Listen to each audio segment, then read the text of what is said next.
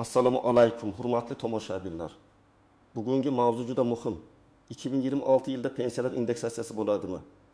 1 avgustdan pensiyalar keskin oshadi degan gaplar qanchalik to'g'ri va eng asosiysi, odamlarni chalg'itayotgan aldov xabarlardan qanday himoyalanish kerak? Bu ma'lumot nafaqat pensionerlar, balki ota-onasi pensiya olayotgan farzandlar, o'quvchisini yo'qotgan oilalar, nogironligi bo'lgan fuqarolar va ijtimoiy nafaqa oluvchilarga ham bevosita tegishli. Men bugun sizga masalani oddiy tilda, lekin mutaxassis sifatida aniq tushuntirib beraman. Pensiya qachon va qanday oshadi? Kimda summa ko'proq o'zgaradi? Kimda deyarli sezilmaydi? Qaysi va'dalarga ishonmaslik kerak va pulingizni to'g'ri olish uchun qanday amaliy qadamlar qilish zarur? Videoni oxirigacha ko'ring. Chunki aynan oxirida men ko'pchilik bilmaydigan muhim tekshiruv usullarini aytaman. Hozirning o'zida kanalga obuna bo'ling, like bosing. Chunki bunday ma'lumotni vaqtida bilgan odam ortiqcha sarson bo'lmaydi. Avvalo eng katta savolga javob beraman. Pensiya oshishi deganda odamlar ko'pincha ikki xil narsani aralashtirib yuboradi.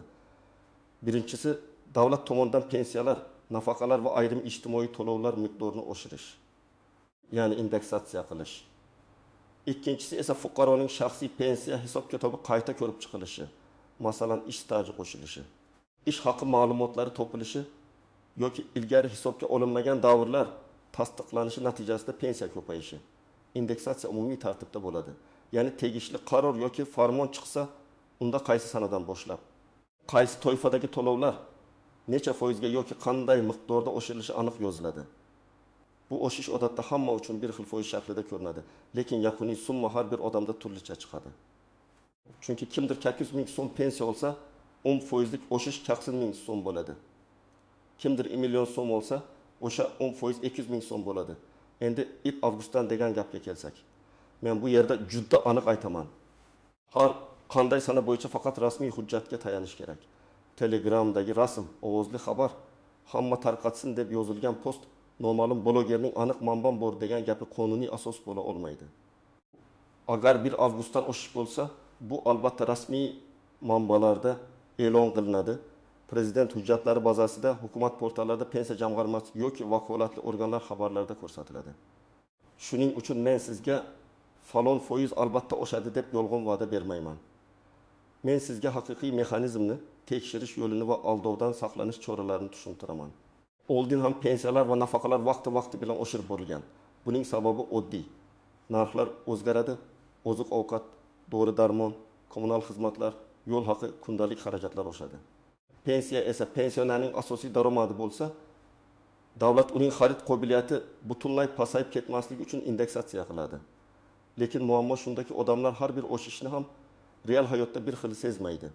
Masalan, pensiya 1000 so'mga oshsa, bu yaxshi yangilik. Ammo shu davrda dori narxi, go'sht, un, yog', kommunal to'lovlar ham oshgan bo'lsa, pensioner pul ko'paydi, lekin xarajat ham ko'paydi deb his qiladi.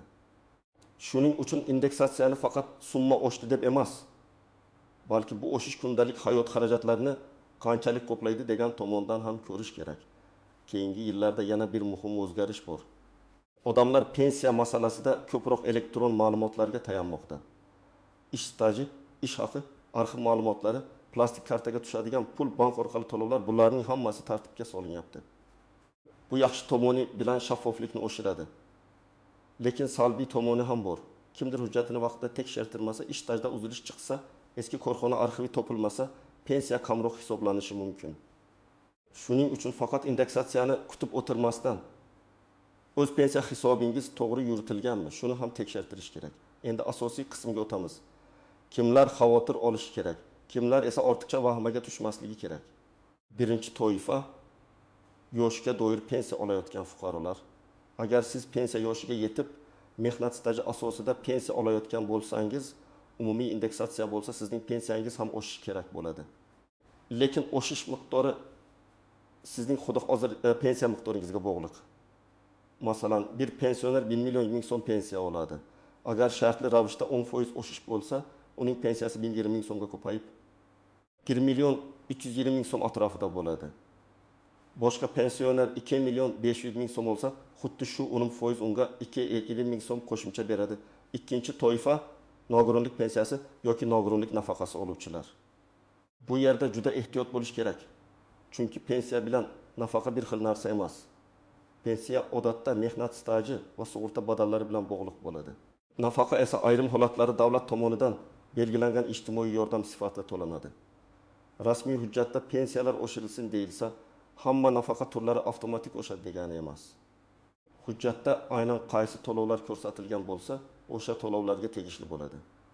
Shuning uchun nogironligi bo'lgan fuqarolar va ularning yaqinlari xabarni o'qiganda mening to'lov turim ham bor ekanmi deb alohida tekshirishi kerak. Uchinchi toifa boquvchisini yo'qotganlik pensiyasi oluvchilar. Bu holatda ham miqdor oiladagi mehnatga layoqatsiz a'zolar soni marhum boquvchining ish staji va boshqa omillarga bog'liq bo'lishi mumkin.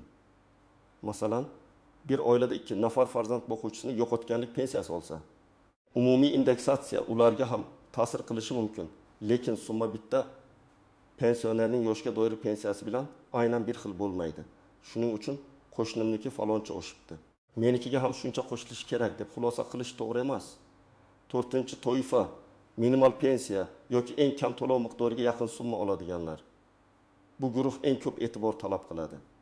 Chunki davlat ayrim hollarda minimal to'lovlarni alohida oshirishi mumkin. Bunday paytda foizli indeksatsiyadan tashqari past miqdordagi pensiyalar bo'yicha qo'shimcha tartiblar bo'lish ehtimoli bor. Masalan, odamning hisoblangan pensiyasi juda past bo'lsa, unga qonunda belgilangan eng kam darajadan kam bo'lmagan miqdor to'lanishi mumkin. Agar eng kam miqdor o'zgarsa, bu odamning real oladigan puli ham o'zgaradi. 5-toifa ishlayotgan pensionerlar. Ko'pchilik men pensiyaga chiqqanman, lekin ishlayapman, indeksatsiya menga tegadimi deb so'raydi. Bunga javob rasmiy tartibga bog'liq. Umuman olganda, ishlayotgan pensionerlarning ham pensiya huquqi saqlanadi. Lekin ayrim qayta hisoblash, qo'shimcha stajni kiritish yoki to'lov tartiblari bo'yicha alohida talablar bo'lishi mumkin.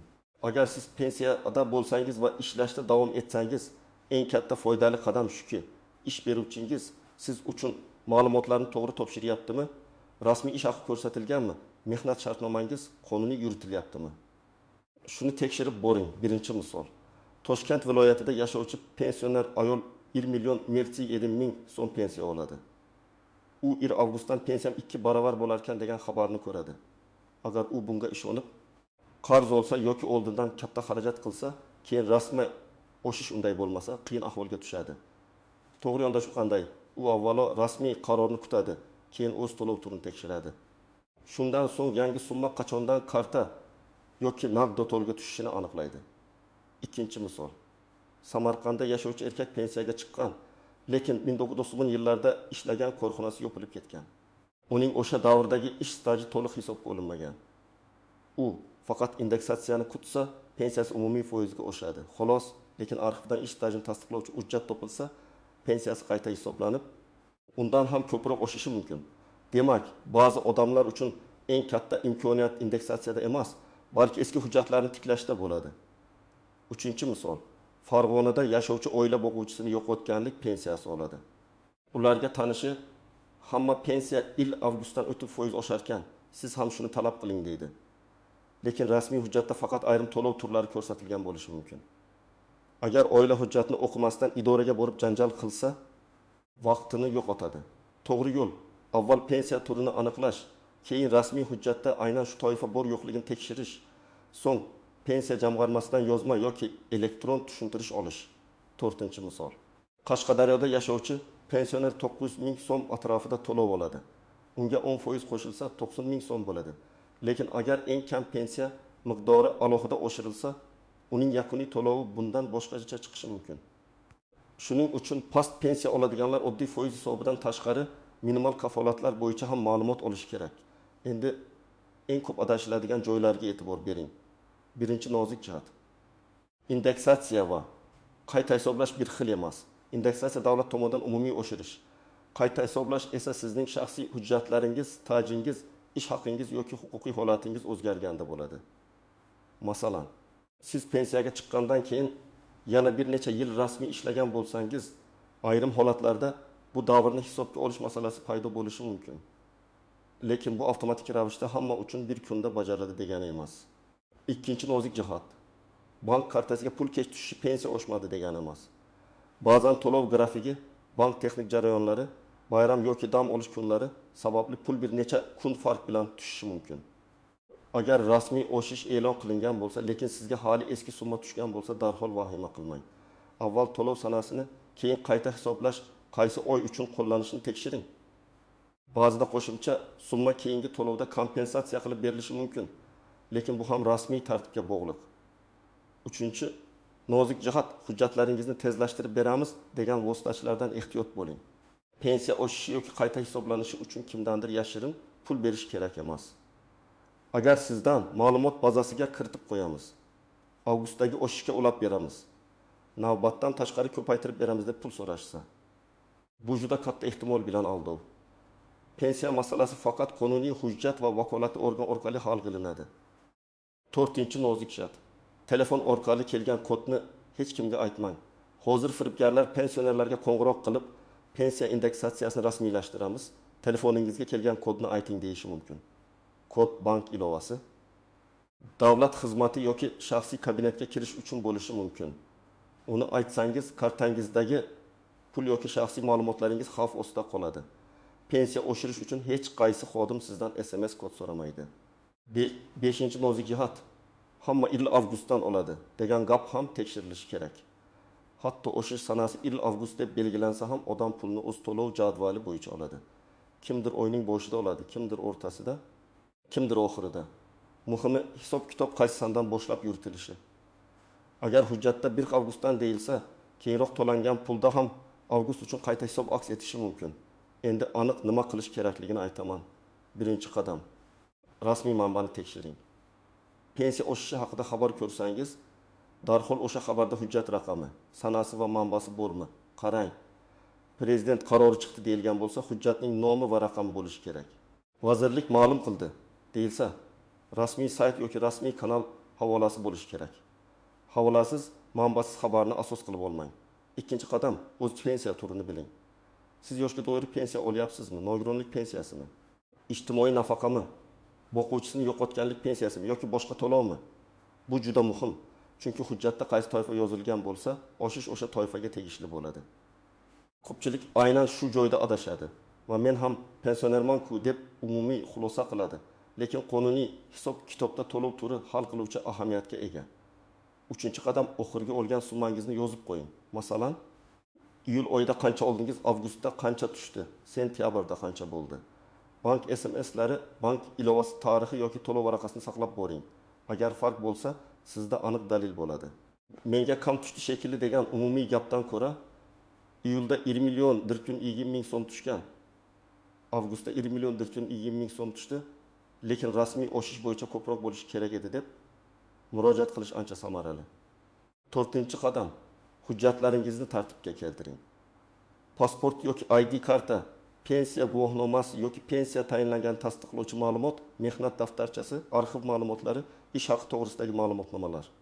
Nogironlik bo'yicha tibbiy hujjatlar, boquvchisini yo'qotganlik bo'yicha guvohnomalar, farzandlar tug'ilganlik guvohnomalari, nikoh yoki ajrim hujjatlari, bank karta rekvizitlari kabi hujjatlar kerak bo'lishi mumkin. Har bir holatda ro'yxat farq qiladi, lekin asosiy maqsad bitta: sizning huquqingizni tasdiqlovchi dalillar tayyor bo'lsin. 5. qadam, murojaatni og'zaki emas, yozma shaklda qiling. Pensiya jamg'armasi bo'limiga borsangiz, pensiyamni tekshirib bering deb aytish bilan cheklanib qolmang. Ariza yozing. Arizada ismingiz, familiyangiz, yashash manzilingiz, telefon raqamingiz, pensiya turi so'rovingizni aniq yozing. Masalan, menga tayinlangan pensiya miqdori 2026 yil avgust oyidan boshlab indeksatsiya qilinmaganini hamda hisob-kitob asoslarini yozma ravishda tushuntirib berishingizni so'rayman. Shunda siz javobni hujjat sifatida olasiz. 6. qadam, agar stajingiz to'liq hisobga olinmagan deb o'ylasangiz, arxivga murojaat qiling. Eski korxona yopilgan bo'lsa ham, uning hujjatlari davlat arxivida yoki voris tashkilotda bo'lishi mumkin. Ishlagan yillaringiz, lavozimingiz, korxona nomi, taxminiy sanalar, ish haqingiz bo'yicha ma'lumotlarni iloji boricha aniq yozing. Ba'zan bitta topilgan arxiv ma'lumoti pensiya hisobiga sezilarli ta'sir qilishi mumkin. 7. qadam, firibgarlikdan saqlaning. Hech kimga bank kartangiz raqami bilan birga amal qilish muddati, SMS kodi, PIN kod, bank ilovasi parolini bermang. Pensiya oshishi uchun uyga kelgan begona odamga hujjat topshirmang. Davlatdan qo'shimcha pul chiqarib beramiz degan noma'lum guruhlarga pasport rasmini yubormang. Agar shubhali qo'ng'iroq bo'lsa, suhbatni to'xtating va rasmiy tashkilotning o'zingiz bilgan raqamiga qo'ng'iroq qiling. 8-qadam. Oiladagi keksalarga tushuntiring. Ko'pincha firibgarlar aynan yolg'iz yashaydigan pensionerlarni nishonga oladi. Farzandlar ota-onasiga oldindan aytib qo'yishi kerak.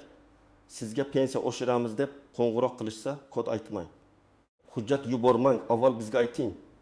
Bu oddiy gap ko'p muammoning oldini oladi. 2006 yil pensiya indeksatsiyasi masalasida eng to'g'ri yondashuv shuki, rasmiy hujjat chiqmaguncha aniq foiz, aniq sana va aniq summa haqida qat'iy xulosa qilmang. Agar hujjat chiqsa, uning ichida qaysi to'lovlar, qaysi sanadan, qanday tartibda oshishi yoziladi. 1 avgustdan hamma pensiya 2 barobar bo'ladi yoki ariza bermasang oshmaydi kabi keskin gaplarni tekshirmasdan tarqatmang. Men mutaxassis sifatida shuni aytaman. Pensiyangizni ko'paytirishning qonuniy yo'li bor. Lekin bu yo'l aniq hujjat, to'g'ri hisob-kitob va rasmiy murojaat orqali bo'ladi. Ba'zi odamlar uchun umumiy indeksatsiya asosiy o'zgarish bo'ladi. Ba'zi odamlar uchun esa ish stajini tiklash, ish haqi ma'lumotini topish, pensiya turini aniqlashtirish yoki xatolikni tuzatish ko'proq foyda beradi. Shuning uchun har bir kishi o'z holatini alohida ko'rishi kerak. Bugungi videodan asosiy xulosa shunday. Xabarga emas, hujjatga ishoning, foizga emas. O'z hisobingizga qarang, vositachiga emas. Rasmiy idoraga murojaat qiling. Telefon kodini hech kimga bermang. Pensiya summangizni oyma-oy yozib boring. Staj va arxiv hujjatlarini imkon qadar tartibga keltiring. Agar siz pensiya olsangiz yoki oilangizda pensioner bo'lsa, izohlarda yozing. Siz hozir qaysi to'lov turini olyapsiz va 1 avgustdan oshadi degan xabarni qayerdan eshitdingiz? Men keyingi videolarda eng ko'p berilgan savollarga alohida javob beraman. Videoga like bosing, kanalga obuna bo'ling va bu ma'lumotni ota-onangiz, qarindoshlaringiz, qo'shnilaringiz bilan ulashing. Chunki pensiya masalasida birgina to'g'ri ma'lumot odamni ortiqcha xarajatdan, aldovdan va sarsonlikdan saqlab qoladi.